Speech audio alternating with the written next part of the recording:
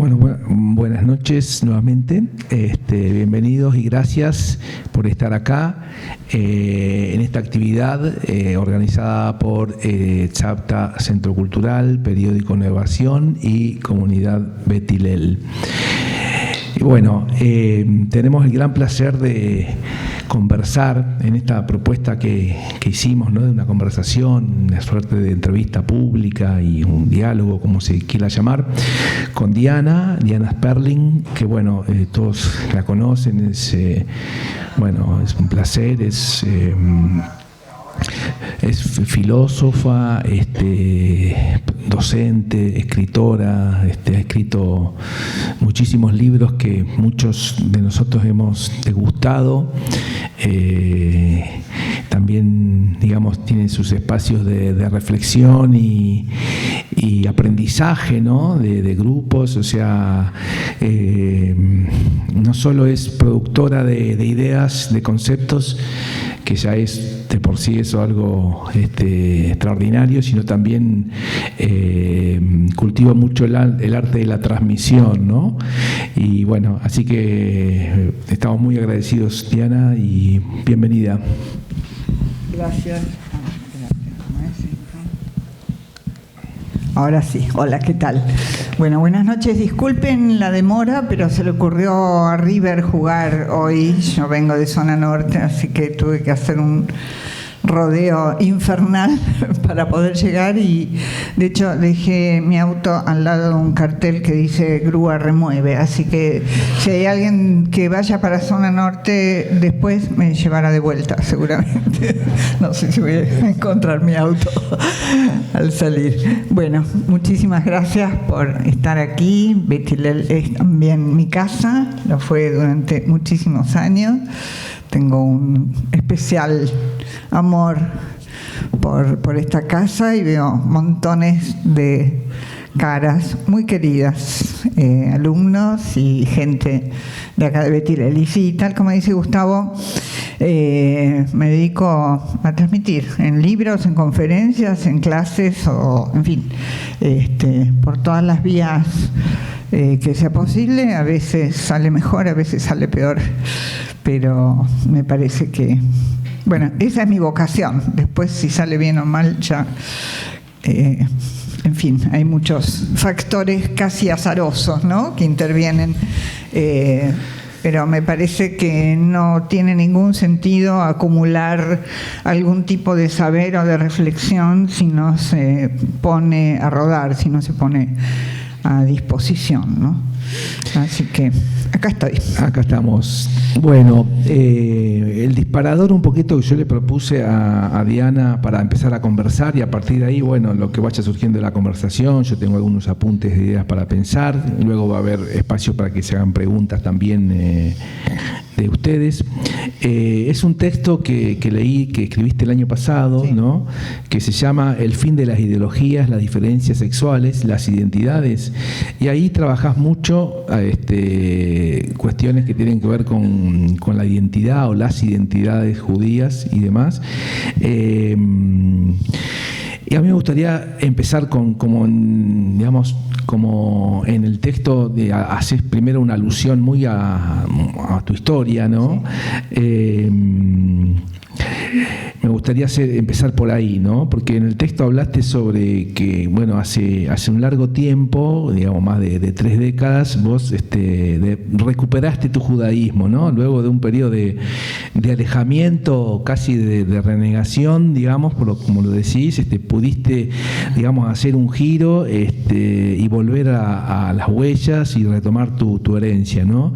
Y ahí también hablaste de tu padre, ¿no? Me gustaría que para empezar nos cuentes, ¿no?, de este proceso de recuperación de las huellas en tu persona y tal vez a través de tu persona poder proyectarnos también como colectivo. Sí, bueno, yo fui una adolescente rebelde, como corresponde, si no se es del todo adolescente. Y, no sé, a los 15, 16, 17 años estaba muy enganchada con la izquierda. Y mi papá, que no era precisamente religioso, pero era lo que se llamaba tradicionalista, ¿no? iba al Shil para las fiestas, decía Kadish por sus padres, decía Iskor por sus padres. En mi casa se celebraba Pesaj, etcétera, Rosh Hashanah y demás. Y en un momento dado yo me rebelé. Dije, esto no tiene nada que ver conmigo. Para la izquierda eso era la religión, el opio de los pueblos. Entonces decidí apartarme, me peleé con mi papá, como corresponde a una niña. Yo era la menor, 2 hermanos varones mayores, entonces yo era la quilombera. Y pasé muchos años en la facultad militando en la izquierda y demás, y en un momento dado, por circunstancias personales que no vienen al caso, tuve un giro, un twist. Me acerqué a mi padre ya estaba muy enfermo, sufría del corazón, murió muy joven, antes de cumplir los 70. Me acerqué a mi papá y se acercaba Yom Kippur. Mi papá ayunaba siempre, sano, enfermo, en las condiciones en que estuviera, él ayunaba. Y se me ocurrió ir a saludarlo. Me pareció que era momento. Yo ya tenía unos 30 y algo. Dije, bueno, ya está, ¿no? Entonces fui. Mi papá estaba prácticamente en cama, estaba muy delgado, muy desmejorado, pero le dije, te llevo al Shil. Y mi papá vivía en el 11 y toda la vida había ido al Shil de paso. Yo había ido de chica al Shil de paso en las fiestas con mi mamá arriba. Y mi papá se vistió, me acuerdo que el traje le quedaba enorme, porque estaba muy delgado. Y me lo llevé al Shil de paso a escuchar Kol Nidre. Cuento esto acá, donde he escuchado decenas de Kol Nidre. Voy a llorar en cualquier momento. Y nos paramos, estaba llenísimo el Shil de paso. Era la época en que el Shil de paso, bueno, no sé ahora, pero hombres abajo, mujeres arriba, ¿no? No había otras opciones. Entonces nos quedamos los dos parados en el hall. Y cuando empezó Kol Nidre, mi papá me puso la mano en el hombro. Y yo sentí una reconexión doble con mi padre y con mi pertenencia, con mi tradición. Y que no hacía falta ser religiosa, no hacía falta creer, no hacía falta nada. Simplemente eso era mío. Esa escena me quedó grabada, han pasado más de 40 años, y para mí fue uno de los momentos más importantes de mi vida. Mi papá murió al año siguiente, pero me pude reconciliar con él y pude, como dice Goethe, apropiarme de mi herencia. Eso era mío y yo no tenía por qué regalarlo. Era una maravilla que me producía un sentimiento de comunidad y un sentimiento de pertenencia, y era un tesoro que no estaba dispuesta a dejar caer, digamos. Y a partir de ahí empezó todo un camino para mí de volver a buscar cosas que habían sido significativas para mí, pero que yo no sabía. Entonces me recuperé mi judaísmo, efectivamente, ¿no? Sin dejar de tener ideas de izquierda, o en esa época, ahora la izquierda ya no es lo que era, ¿no? Pero, digamos, ideas que iban por otro lado, pero empecé a sentir que no había conflicto entre esas dos cosas. Así que bueno, después sí, me dediqué a estudiar y a transmitir judaísmo. Cuando leí esa parte, yo me acordaba de un texto que seguramente habrás leído porque fue un clásico en los 60 y 70 de Albert Memmi, digamos, que se llamaba Rechazo de sí, que lo voy a leer un segundo porque creo que ilumina un poquito la historia al margen de lo individual y de lo personal, ¿no? Albert Memmi decía: en esa época no se trataba tanto de negarme como de conquistar el mundo. Me negaba como judío porque rechazaba el lugar que me asignaba y los judíos aceptaban. Mi judeidad se me aparecía como un conjunto de normas odiosas y ritos ridículos. Confusamente hacía dos pilas. Del lado judío una madeja de prácticas anticuadas, del otro un sistema de acusación e injusticias. ¿Por qué un día le di la espalda definitivamente a esta tentativa? Simplemente me convencí poco a poco de que esa salida era equivocada, apenas una puerta pintada sobre una pared, que debería ir más lejos o no llegaría nunca, que la transparencia pura y tranquila era una solución abstracta, ilusoria y en última instancia insostenible. Me hizo acordar un poco esta referencia a Albert Memmi. Y vos después retomás a Hannah Arendt, sí. Y decís que cuando Hannah Arendt dice que la herencia es lo que se recibe y se cuestiona, ¿no? A mí me remitió también a una de las ideas más potentes de Sartre cuando dice que cada hombre es lo que hace con lo que hicieron de él, ¿no? Y me gustaría hablar de esto, ¿no? Del límite entre el rechazo, la negación y el cuestionamiento y la aceptación, ¿no? Sí, en principio uno podría decir que hay dos posiciones principales con respecto a la herencia, porque herederos somos todos, nos guste o no, querramos recibir o no aquello que nos han legado, pero estamos todos es decir, uno nace siendo sucesor, nacemos como hijos, no hay alternativa a esto. Entonces, la pregunta es ¿qué se hace con eso, con esa posición, ¿no? Como dice mi querido amigo Arnoldo Lieberman, yo nací judío y me elegí judío.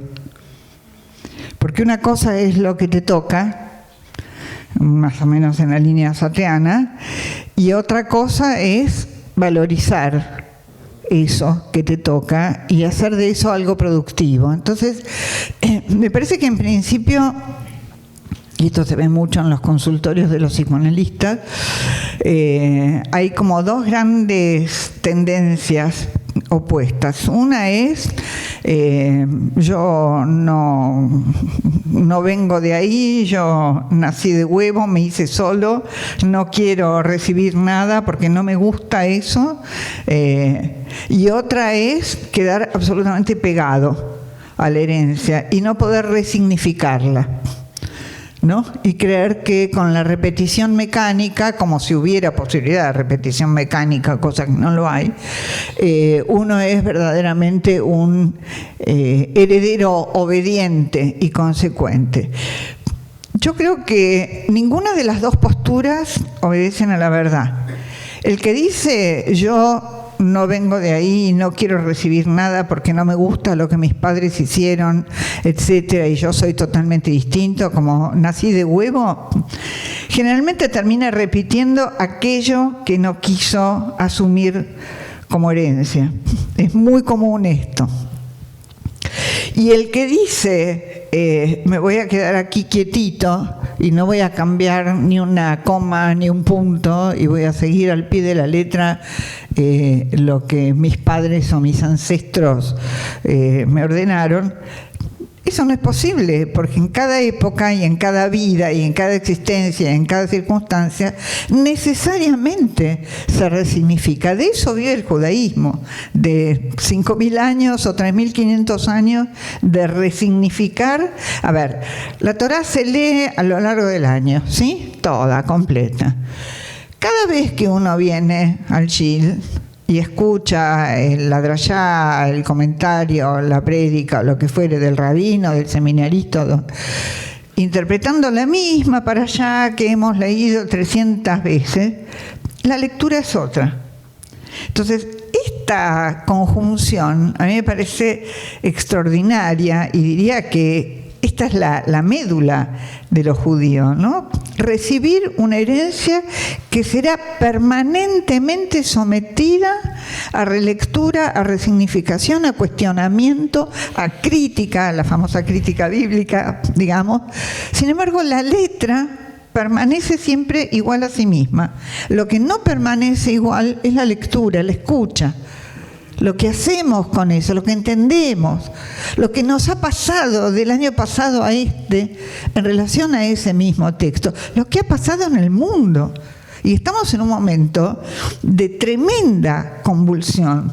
Entonces, todo esto que hemos recibido y que es nuestro bagaje y que es nuestra riqueza, no está ahí para convertirse en letra muerta y en reverenciarla. Para mí no existe nada así como texto sagrado.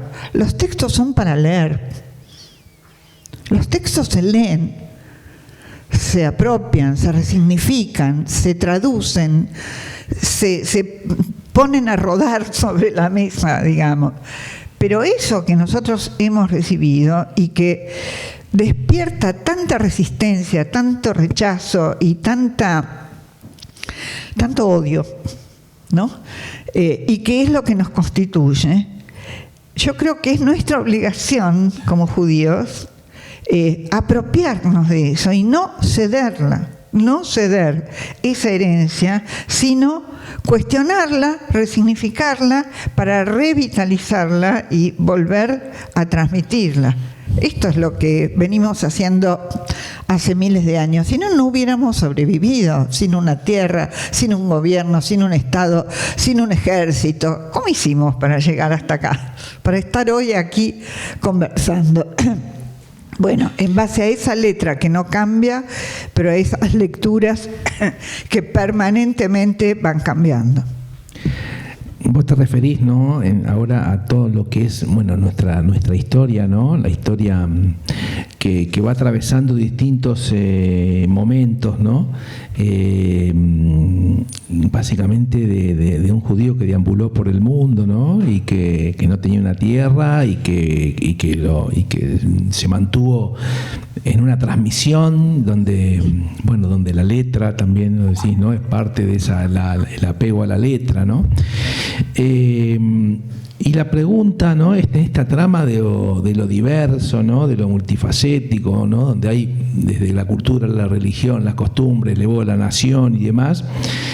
¿Hay algo que pueda uno decir que es como una esencia, una identidad, una esencia judía, o podemos hablar de varias esencias en una época además que se rompe con los esencialismos, ¿no? En un momento decís, el judío no existe, es decir, que sería la existencia frente a la esencia. Sí.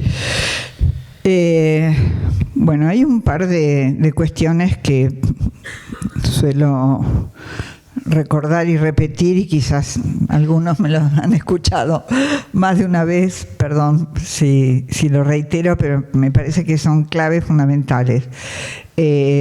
A mí no me gusta nada la palabra identidad y me gusta muchísimo menos la palabra esencia. La palabra esencia es una palabra tramposa. Lo que una cosa es.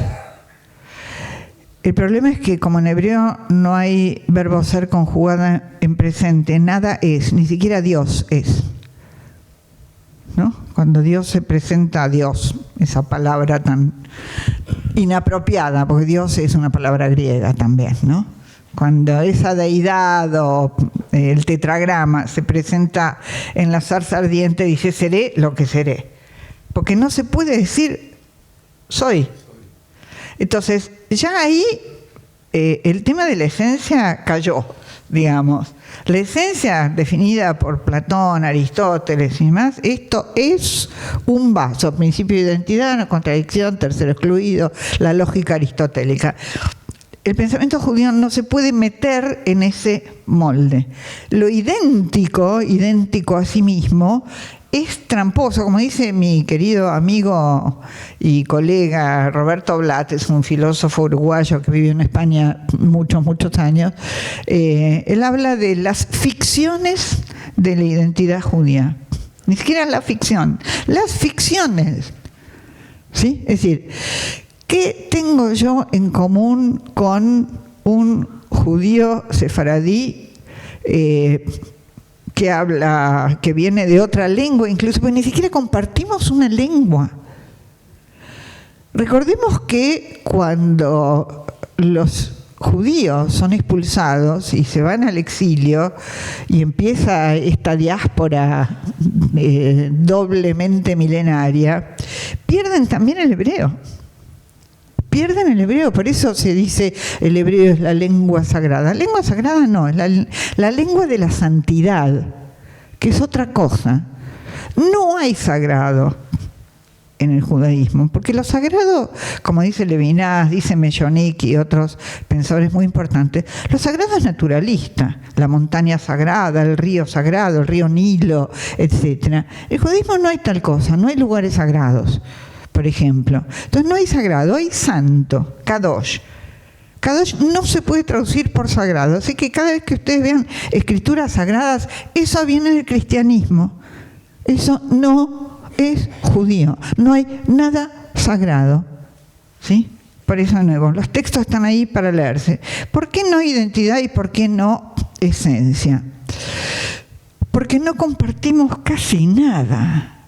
Las 15 millones de judíos que somos en el mundo, que provenimos de lugares, de costumbres, con comidas, con hábitos, con rituales absolutamente diferentes, lo único que tenemos en común es la procedencia de un texto.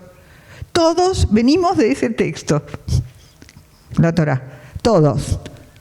Lo sepamos o no, lo leamos o no, lo estudiemos o no, no importa, pero eso es fundante. Y venir de un texto quiere decir que ya somos hablados, leídos y escritos. No hay esencia, hay escritura y hay lectura. Entonces, Levinas tiene una frase hermosa que dice: la esencia del judaísmo es no poder decir nunca cuál es la esencia del judaísmo.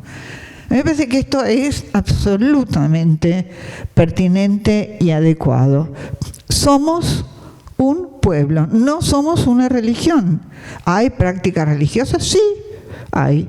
Pero yo, por ejemplo, voy a un shil ortodoxo sefaradí y digo, ¿y esto qué es? ¿Qué tiene que ver conmigo? Por ejemplo, los respeto, me parece bárbaro, cantan bello, muy bien, genial. Pero yo no me siento cómoda, no me identifico ahí. Hay millones de judíos que no tienen ninguna práctica religiosa. Entonces, no es una religión, no es una lengua, no es un territorio, porque ¿qué hacemos los judíos de la diáspora? No vivimos en Israel. ¿Qué somos? Somos un pueblo, y ahí habría que empezar a definir qué es pueblo, y eso es otro tema. Si no tenemos una identidad, ¿no? Podemos aferrarnos, aunque sea algunas identificaciones más puntuales, contingentes, cambiantes, ¿no? Hay también algo de lo inacabado ahí, ¿no? De estar como judíos siempre en construcción, entre comillas, ¿no? Sí, me gusta eso. Somos work in progress. Sí, la realidad es que uno va encontrando sus modos de judaísmo. A mí me pasa todo el tiempo, y seguramente muchos de ustedes también tienen esa experiencia.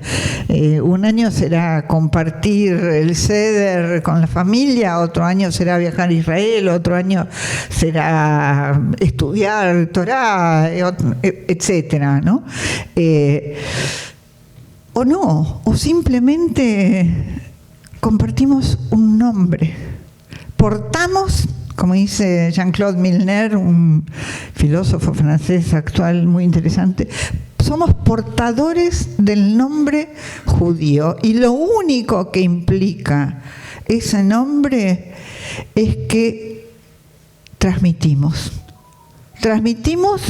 ese nombre como herencia a las generaciones subsiguientes. Cada uno se apropia de ese nombre y lo llena de un significado X, o incluso cuando cree que no lo llena, también le pone un significado, ¿sí? Por eso digo, aún el que cree que está renegando, como decía el Talmud, dice, hay muchas puertas de entrada al judaísmo, no hay ninguna salida.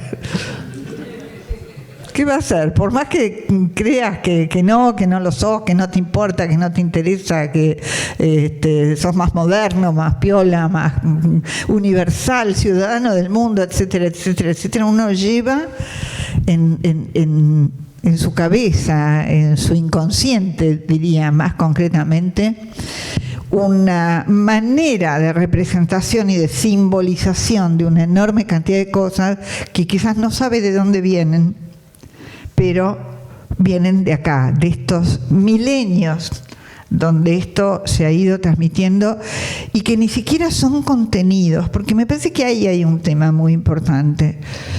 No son contenidos, el pensamiento es una forma, porque todas las culturas tienen, por ejemplo, el mito del diluvio, todas.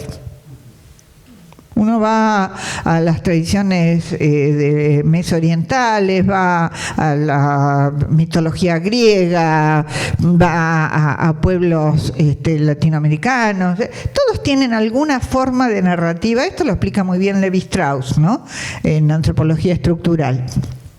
¿Qué pasa? Miren ustedes qué interesante. En muchas de esas tradiciones, el personaje que sobrevive al diluvio, aparentemente hubo en algún momento de la prehistoria lo que llamó la tercera glaciación, que es el derretimiento de los grandes glaciares y que efectivamente produjo una inundación muy importante en una muy buena parte del planeta. Entonces, obviamente, la interpretación de los habitantes de ese momento es: los dioses nos mandaron esto como castigo, como lo que fuera, y cada uno armó su mito en base a una base, digamos, real, o a un factor, podríamos decir, histórico, pero cada uno lo traduce a su manera.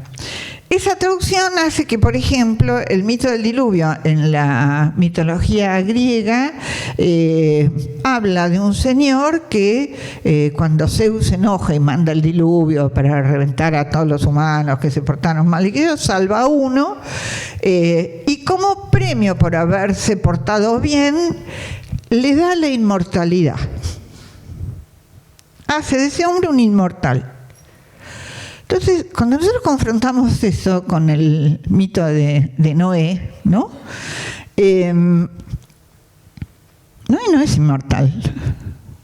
No se le da la inmortalidad. Es decir, lo que se le da es una sucesión de generaciones. Entonces, fíjense cómo en este pequeñísimo ejemplo se puede advertir que lo que podríamos llamar el paradigma de pensamiento, si quieren ponerle un nombre un poco aparatoso, es radicalmente diferente. Hay culturas que creen en la inmortalidad, en la transmigración, en la reencarnación, en que venimos de los dioses, en que tenemos un alma separada del cuerpo y nos vamos a ir al cielo, no sé qué. Bueno, bárbaro. El judaísmo no tiene para nada ese aparato de creencias. Entonces, ¿cómo traduce, digamos, la idea de que efectivamente una catástrofe terrible se abate sobre el planeta, sobre el mundo, pero alguno merece sobrevivir para refundar la especie? El judaísmo dice: ustedes, Noé y su familia, van a sobrevivir en tales y cuales condiciones, pero para poder efectivamente sobrevivir tienen que respetar determinada legalidad. Por eso permanecen durante los 40 días en el arca, y la Torá dice: entró Noé con su mujer y sus hijos y las mujeres de sus hijos. Repite 7 veces esta expresión a lo largo de todo el relato.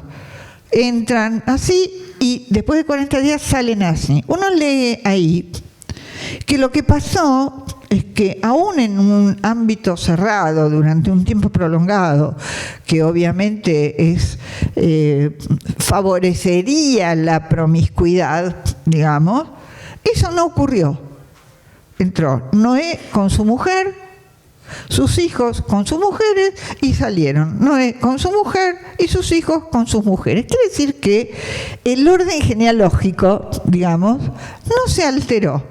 Por lo tanto, Noé es un tipo, se dice justo en sus generaciones, dice el texto, es un tipo kasher, que ha respetado la diferencia de generaciones, la diferencia de los sexos, que son como los pilares sobre los cuales se arma todo el relato de la creación, y el mundo puede volver a funcionar y a fundarse en base a personas que, lejos de ser inmortales, han entendido que para que la especie humana subsista debe respetarse la ley de la filiación, la ley de la genealogía, es decir, no transgredir la diferencia de generaciones, respetar esta legalidad que es la transmisión de una generación a otra. ¿Transmisión de qué?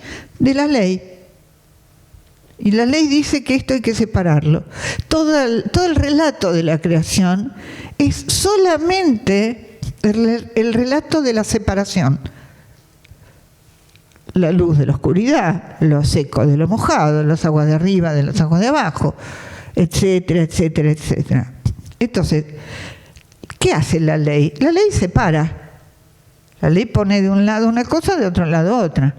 Si esas cosas se vuelven a juntar, como ocurre en el diluvio, que se juntan las aguas de abajo con las aguas de arriba, se va todo al diablo. Eso no.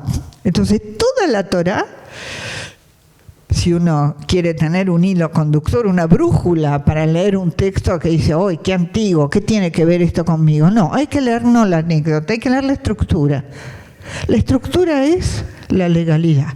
Y esto es lo que se transmite de una generación a otra. La ley de la sucesión. Nada más y nada menos. Y aquí estamos, 5.000 años después. Te traigo a estos tiempos donde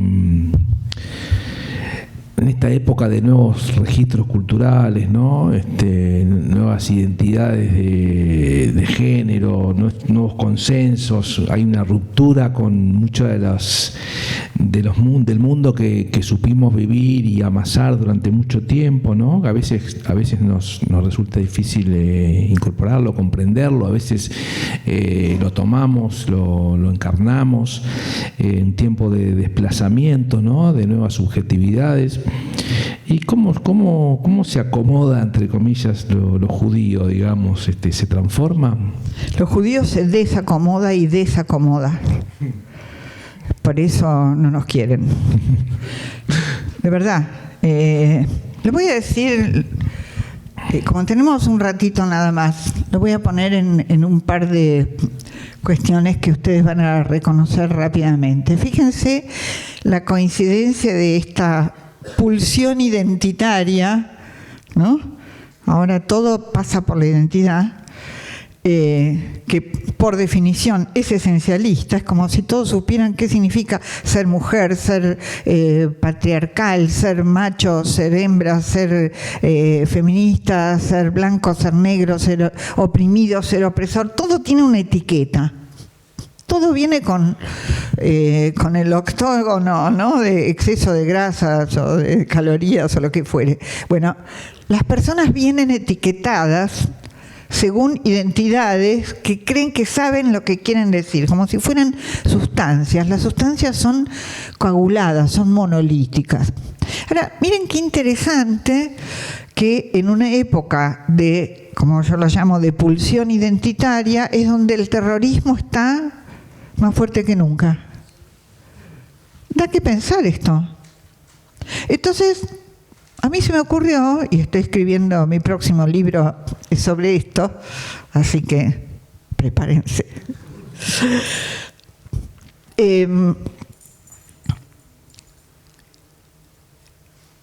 El problema es la pureza.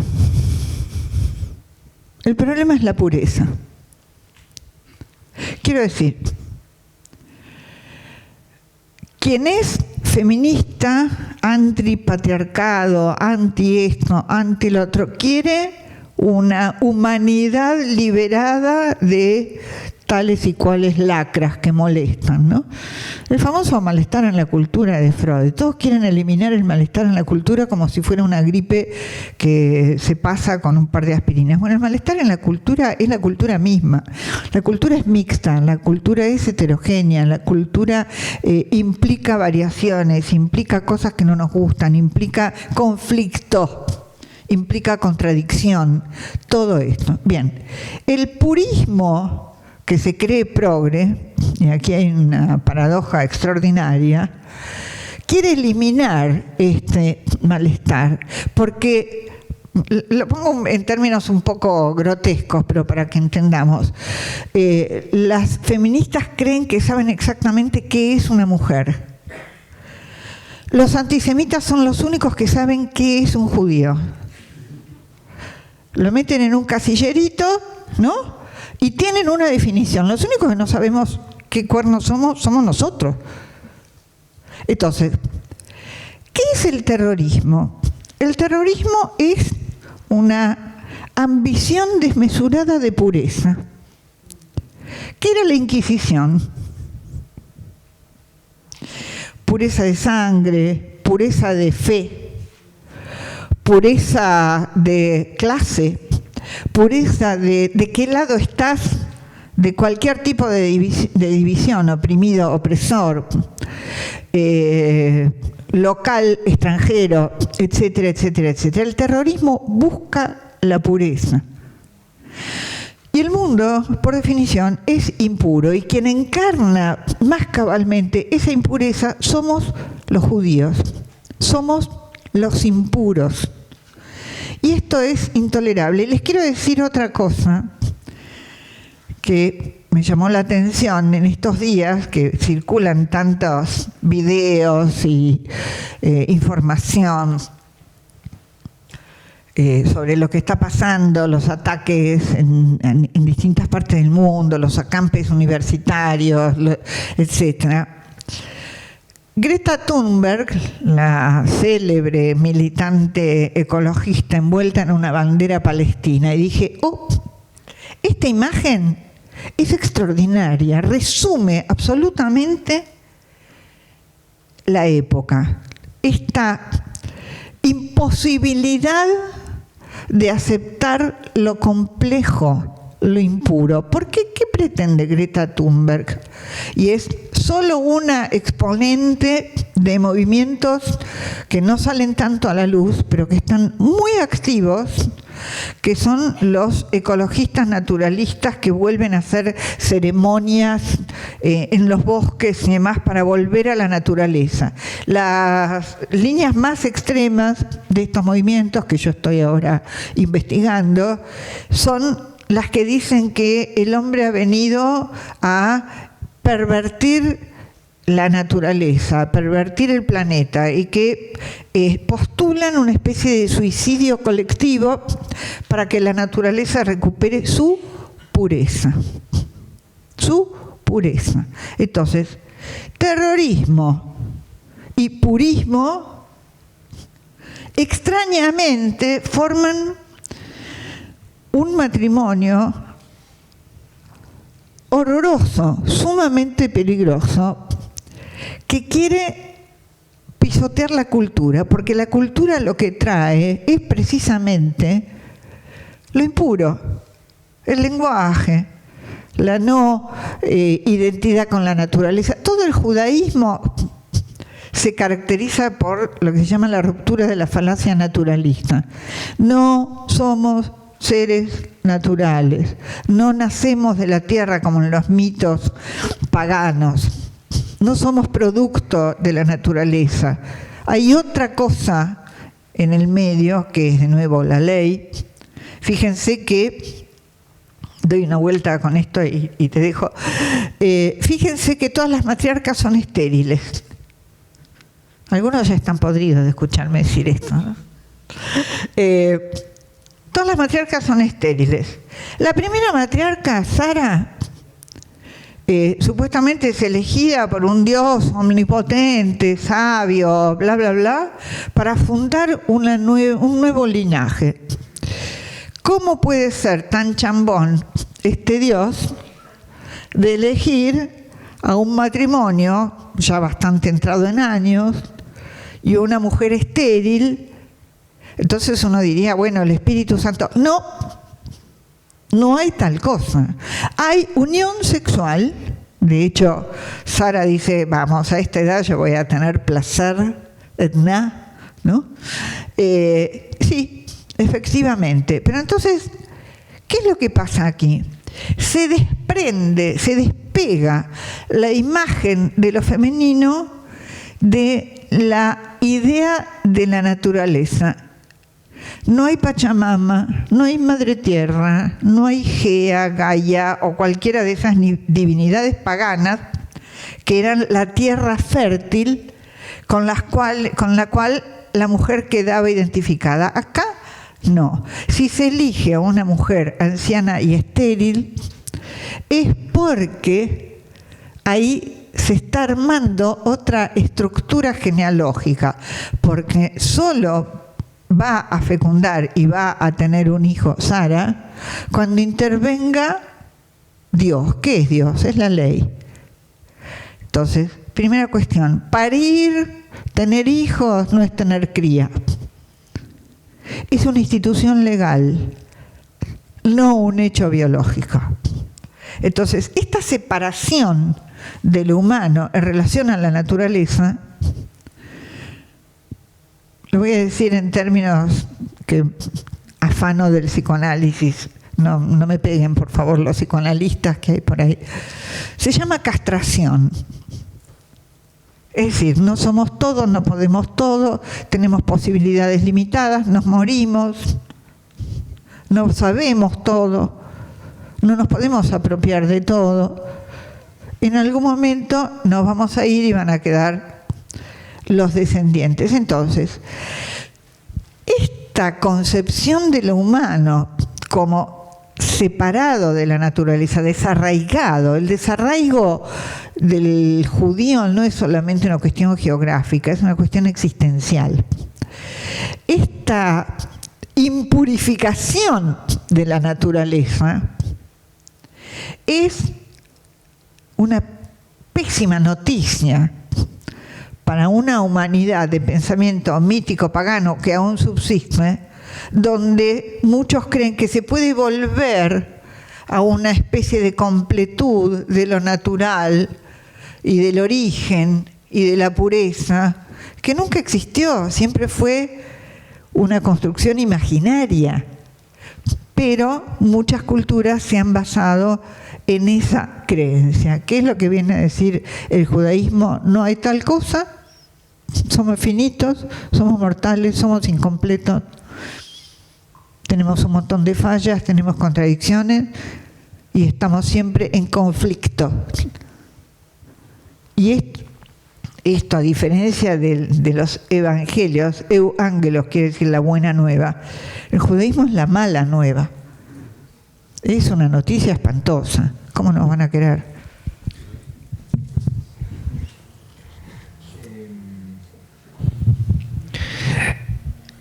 Vos hablás de la diferencia con una H después de la F. Digamos, hay bastante gente que nos llamó para decirnos que había un error en el flyer.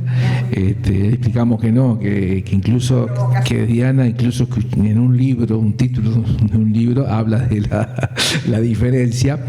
Y bueno, quería que entremos ahí un poquito, ¿no? O sea, nos quedó claro que la identidad no va. Entiendo que todo esto o las identidades se alimentan de lo diferente, ¿no? De lo otro que no somos nosotros, digamos, que queda lugar para lo otro, ¿no? Claro.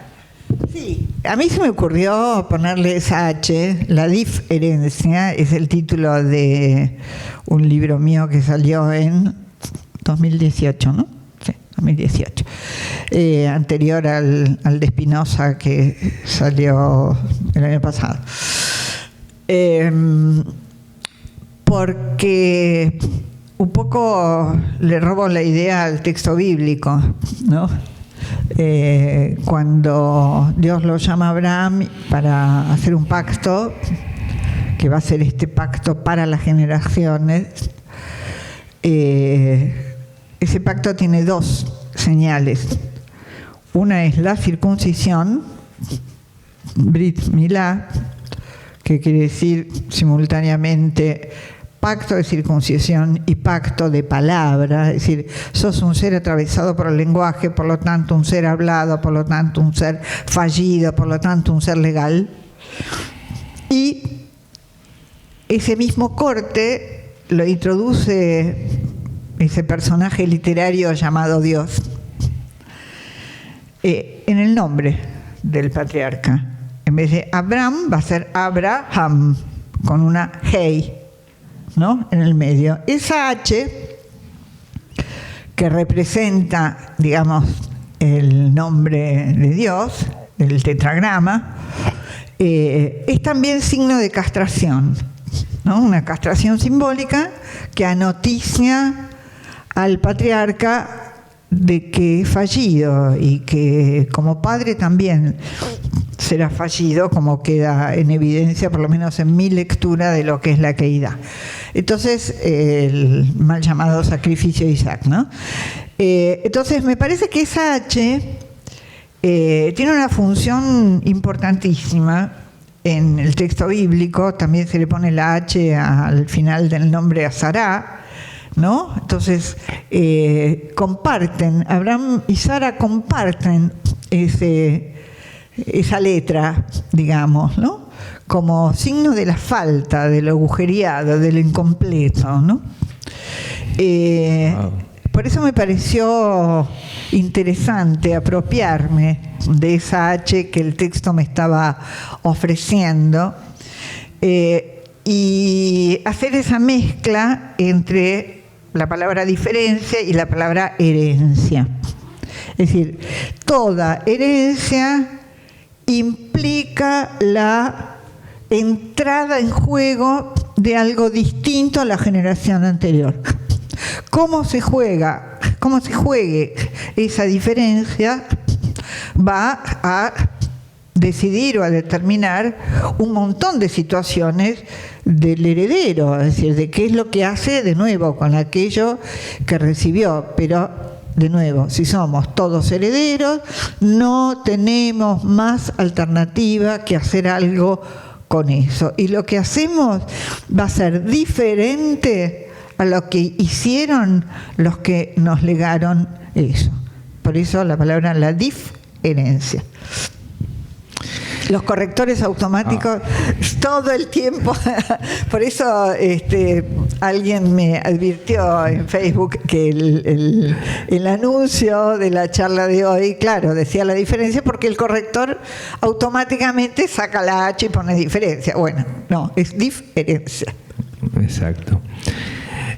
En un momento advertiste que ciertas ideologías devinieron en dogmas religiosos, ¿no?, armas de exclusión, ¿no?, de eliminación, y hablaste de la ideología como un seguro de identidad y por tanto un impulso a la desaparición de la alteridad, precisamente, ¿no? ¿Lo viste en el judaísmo también a esto? Sí, claro, por supuesto. Para no meternos en zonas pantanosas. Ahí vamos a picantear un poco. No, yo siempre pongo el ejemplo de Spinoza, ¿no? Sí. Que es expulsado de la comunidad por atreverse a pensar diferente. Y no por ser un renegado, ni ateo, ni nada por el estilo. Se lo acusa de ateísmo, porque es cierto que no cree en el Dios de los rabinos, los rabinos de su época, ¿no? Que era, por supuesto, lo único que había era una ortodoxia muy férrea. Recordemos que la comunidad judía de Ámsterdam, siglo XVII, es una comunidad que recupera la posibilidad de vivir una vida judía después de las expulsiones de España, Portugal, etcétera, etcétera. Entonces, bueno, siempre después de una expulsión o de una erradicación, lo que vuelve es cierto fundamentalismo. Tenemos algunos personajes en la Torá como Pinhas y demás, que son típicos, ¿no? Después de que los judíos han vivido dispersos y se han, digamos, mezclado con otras culturas, con otras observancias religiosas y demás, cuando vuelven, bueno, hay que ponerlos en vereda y mantener una disciplina férrea para que no haya confusiones, de nuevo, para purificar, ¿no? Recordemos, yo ahora estoy trabajando en un grupo el tema de cómo la literatura a veces es una ilustración maravillosa del derecho, de categorías jurídicas, ¿no? Entonces, bueno, una de las propuestas es que voy a trabajar en el grupo el texto de Arthur Miller, Las brujas de Salem, ¿no? Que Miller escribe en plena época de macartismo. Entonces, obviamente las semejanzas saltan a la vista, ¿no? Los tribunales inquisitoriales y las quemas de brujas, de nuevo la pureza, ¿no? La pureza, los impuros son condenados y qué sé yo. Me parece que ahí hay una línea interesante con respecto a las ideologías, a la identidad que se necesita conservar, porque si me voy de ahí no sé quién soy, y cómo esto produce necesariamente expulsiones, herejías, ¿no? Alguien dijo alguna vez que lo mejor de las religiones es que producen a sus herejes, ¿no? Entonces, sí, yo no digo que no deban existir ideologías, que todas son malas, nada. Lo que digo es que cuando esto se hace carne de una manera tan obsesiva y tan ortodoxa en cualquier sentido, la ortodoxia puede ser en la política, en el psicoanálisis, en la ciencia, en la religión, en cualquier terreno, ¿no? Lo religioso puede estar en cualquier terreno. Entonces, el cuidado que hay que tener para que esas ideologías que en algún punto encarnan un ideario deseable, bueno, positivo, etcétera, para que no se transforme en una identidad coagulada, porque eso necesariamente va a llevar a el deseo de expulsar y tachar la alteridad. Es decir, lo que hace Spinoza, para decirlo muy sencillo, y por supuesto les recomiendo leer mi libro Tiempo de Spinoza, lo que hace Spinoza es leer el texto y decir, el texto bíblico, ¿no? Y decir, yo sé hebreo, estudié hebreo, conozco las fuentes históricas, tengo un montón de herramientas, puedo leer. No necesito que un sacerdote, un rabino, un obispo o quien fuere me diga a mí qué es lo que ese texto dice, porque yo, lo voy a decir en términos que todos vamos a reconocer, soy un bar mitzvah. El pibe cuando sube a la bimá en su bar mitzvah y por primera vez tiene acceso por su propia cuenta al texto bíblico, se autoriza como lector. Ya no es el papá el que le tiene que explicar lo que dice, ¿no? Entonces, yo lo pongo a Spinoza en ese lugar, en el lugar de un adulto joven que se autoriza como lector. Pero como su lectura no es devocional, digamos, sino que hace una lectura crítica, entonces, mi Hutz la Mahane, fuera. ¿No? Entonces, miren la pérdida. Bueno, a lo mejor, no sé, a veces yo pienso, ¿qué hubiera pasado si Spinoza se quedaba dentro de la comunidad y nadie lo rajaba, a lo mejor no hubiera escrito todo lo que escribió, no hubiera producido todo lo que produjo. ¿Y yo de qué vivo? A veces las expulsiones son fructíferas también, porque permiten al expulsado hacer un camino propio sin esperar que lo autoricen o que le den la bendición y bueno, arma su propia granjita, digamos, ¿no? Pero el peligro de toda ortodoxia en el terreno político o lo que fuere es que no hay lugar para el otro. Entonces hacen masa, hacen algo compacto que no permite ninguna grieta. Es nosotros y los otros en el sentido de los otros como enemigos, cosa que conocemos, vivimos, ¿no? Amigo, enemigo, etcétera. Eso es extraordinariamente nefasto, ¿no? Voy a hacerte la última pregunta para así después pasar a preguntas que quieran hacer los presentes. Vos hablás de lo difícil que es ser uno mismo, ¿no? Tener una voz propia, porque desde que nacemos miramos y dependemos de otro, ¿no? Decir ser uno es ser otro. El yo es desde el vamos, alteridad, ¿no? La identidad es un compuesto inextrincable de años y siglos de cosas dichas por otros. Un poco algo dijiste hace un ratito también. ¿Y qué pasa cuando encontramos el extranjero en nosotros mismos, ¿no? Cuando ya no nos reconocemos. Pienso, por ejemplo, en Gregorio Samsa cuando se convierte en un insecto en el personaje de Kafka. Yo creo que el extranjero está siempre en uno. Edmond Javert, maravilloso poeta francés, dice: agradezco al extranjero que me permite reconocer al extranjero que hay en mí. Si no, a ver, cuando Freud dice el yo no es amo en su propia casa, somos extranjeros, punto. Somos extranjeros primero de la naturaleza, segundo de una identidad que no es más que esta cosa ficticia construida, trucha. Estamos habitados. Esto, Delphine Orbier, esta rabina francesa, salió creo que el sábado, ¿no? En el suplemento, en la Ñ,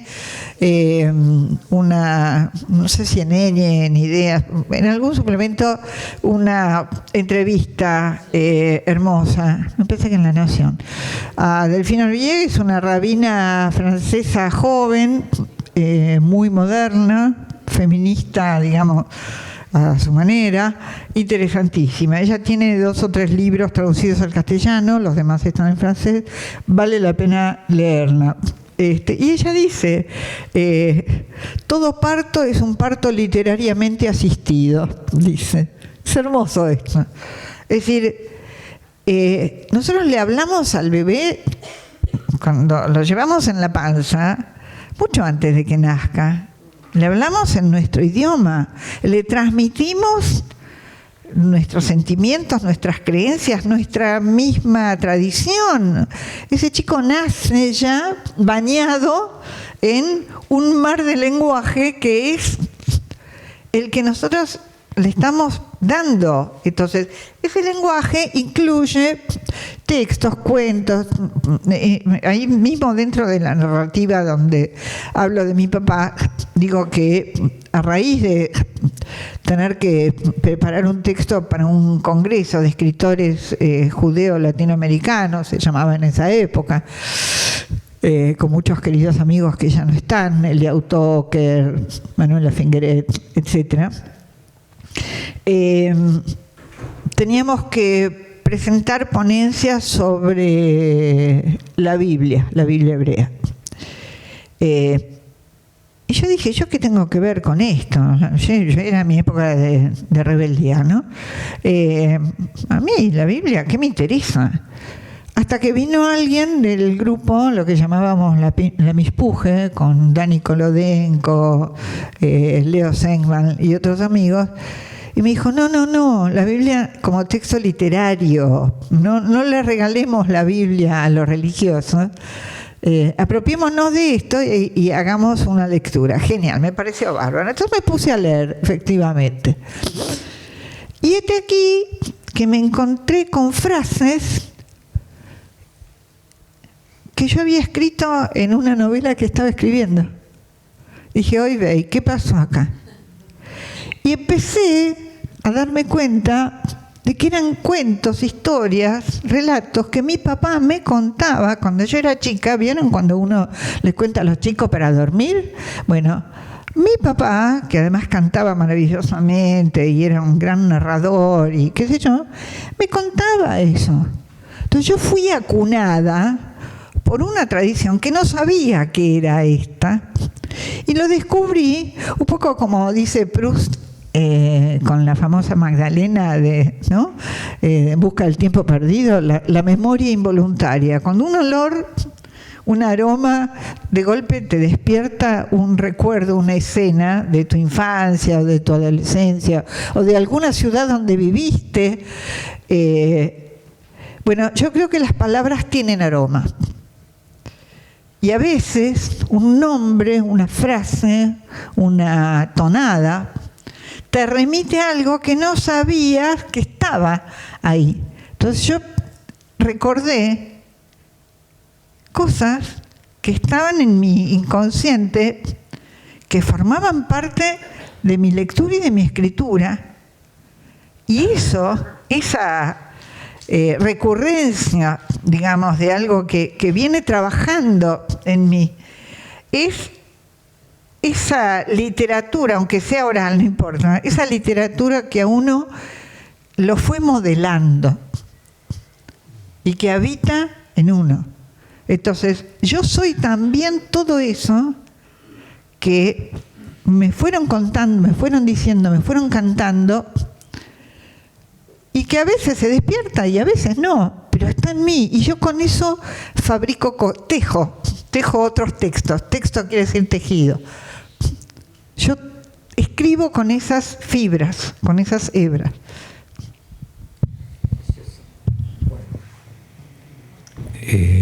Gracias.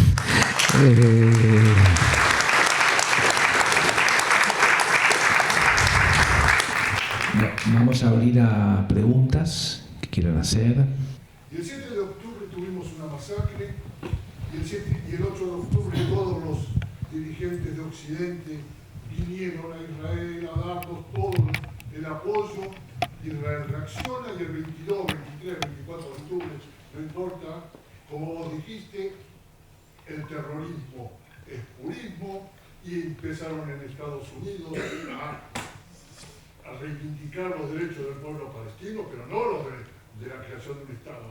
Desde el desierto hasta el mar. Léase expulsión, léase como uno quiere. Y resulta que paradójicamente, donde Israel está recibiendo el apoyo, es en todos los grupos que antes eran los que podían atacarlos, porque podían ser fascistas antisemitas. Pero resulta que hoy esos grupos son los que Vox lo apoya a Israel, el húngaro lo apoya, todos los grupos están apoyando.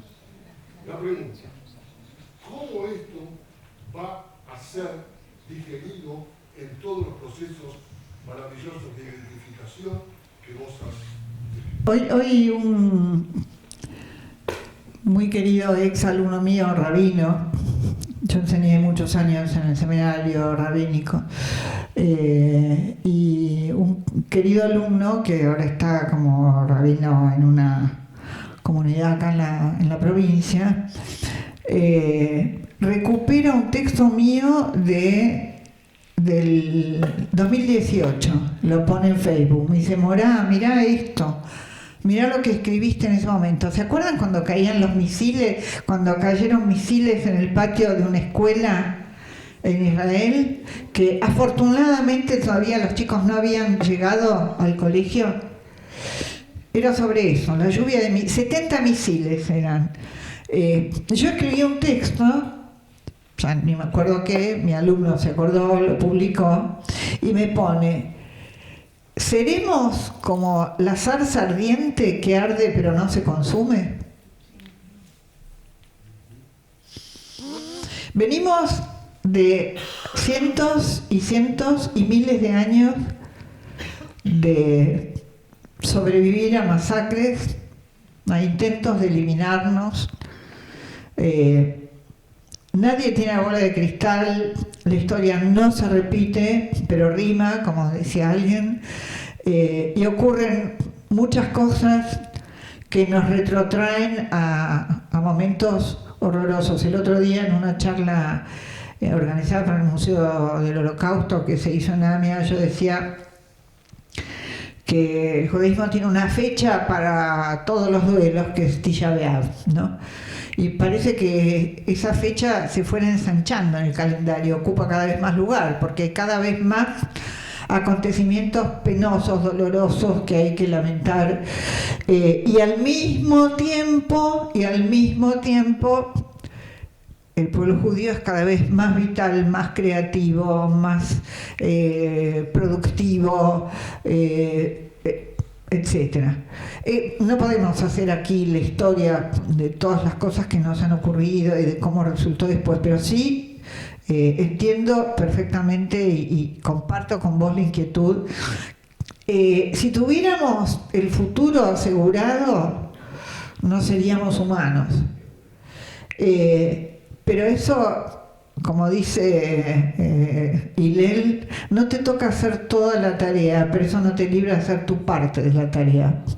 La resistencia a la que estamos obligados como judíos es seguir viviendo y seguir transmitiendo. Nadie sabe qué resultado va a dar eso, pero el terrorismo avanza, el antisemitismo campea. Lamentablemente, contra esto, digamos, no podemos soñar con que si educamos y creamos museos, memoriales, cursos y que la gente va a entender que no somos tan malos y entonces nos van a dejar de joder. No, eso no va a ocurrir. Eso no va a ocurrir. Entonces, mejor es tomar conciencia y asumir que esto es parte de la existencia judía. No para victimizarse, pero sí para tener los pies muy bien plantados en la tierra y saber que esto es una lucha sin fin, digamos. Y cada vez, en cada circunstancia y en cada época, se dará con variables diferentes. Ya no somos tampoco los que éramos hace un siglo. No somos los que éramos cuando la Shoah. El Estado de Israel, que en algún momento pensamos que nos garantizaba la seguridad, no nos garantiza la seguridad, pero tenemos un Estado y un ejército fuerte. Eso cambia las coordenadas de la historia. ¿Qué va a pasar? Quilosa. Yo creo, por otro lado, para darle un velo de optimismo, difícil, que mientras mayor es el desafío, mayor es la respuesta. En parte sí. Puntos suspensivos. Quiero contarte algo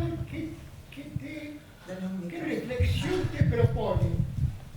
Voy a contar algo. Cuando Piazzolla estaba en Italia, le agarró un infarto y se recuperó en Italia y empezó a componer ahí, y lo mandaba a un canal. Y en el canal le pasaban las obras y decían del argentino Astor Piazzolla, y se escuchaba. Cuando le gustaba mucho, como cuando mandó Libertango, el ítalo argentino Ángel Piazzolla nos mandó esto. ¿Qué reflexión te produce eso? Mira, el ser humano es un bicho muy extraño. Tenemos una capacidad, seguramente muchos de ustedes han experimentado, yo he experimentado personalmente, frente a situaciones que creemos que nos van a tirar abajo. De golpe, de algún lado sacamos una fuerza, una polenta, una potencia que nos hace salir disparados y damos vuelta a una situación que parecía tener un mal final ya asegurado.